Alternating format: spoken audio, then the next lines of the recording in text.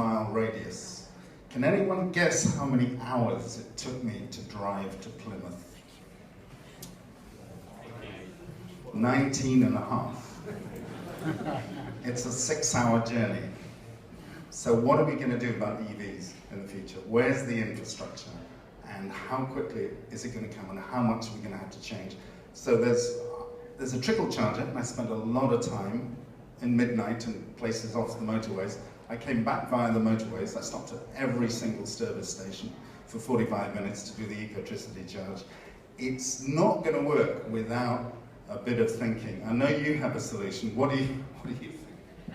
Well, can I take the opportunity, as you kindly introduced me, to introduce our mayor who's here, Nigel Sindon, Councillor Nigel Sindon, and he might be able to tell us, swiftly, politically passing the buck, how many electric vehicle chargers there are in Hastings. I think we've just invested in some more, have we not? We certainly have. Yes, of course, and it's something that we will be doing more and more of, not because we want to, certainly, it's because we have to. And your future is going to be with electric cars. Not mine, I've got a nice old Golf. The mayoral Golf. But the fact that electric cars will be needed with long, so they can do quite a few more miles, it's very important. We do have groups here that will work on batteries. Batteries will get better. Somewhere down the line, of course, we're going to have to invent something that we can actually put on the car to pick up as we go along. You know, that's what we expect you to do. In fact, that's what we hope you will do. Anyway. Hand back. That's enough. Thank you very much. So it's a question of, you're right, of course we need to have more electric vehicle chargers, and we need to get more stories out there that there aren't enough, so that people realise that they lobby their politicians to get more in, and Hastings, to their credit, have done exactly that.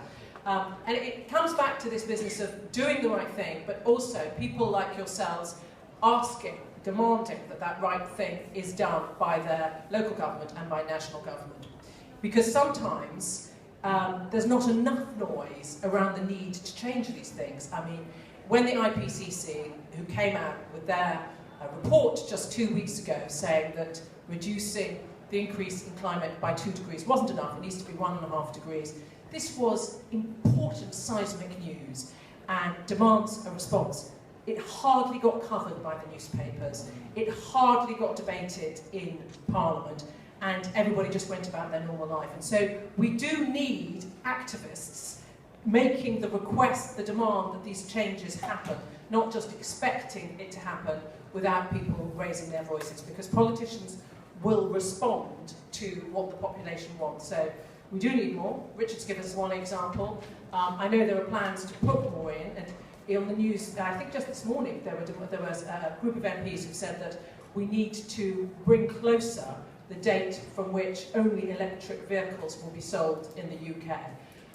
That's a good idea, but you've just got to think about the consequences on the other side of that. What about the people whose jobs, whose livelihoods, whose employers are tied up in non-electric cars? What are we going to do to them? So it's making sure that we put in place the checks and balances to protect people, but also do the right thing in making more electric vehicles available and making sure that the source of electricity we get is also clean. Liam, last word to you and a quick response. I'll use my voice, but the last word is actually from these young guys over here. I have to say, guys, this is great stuff. So solar panels on the roof of every cars, and you're right, that does exist to a point. But the one I think which is really the best, and it is being trialled, and I think more and more of you guys tell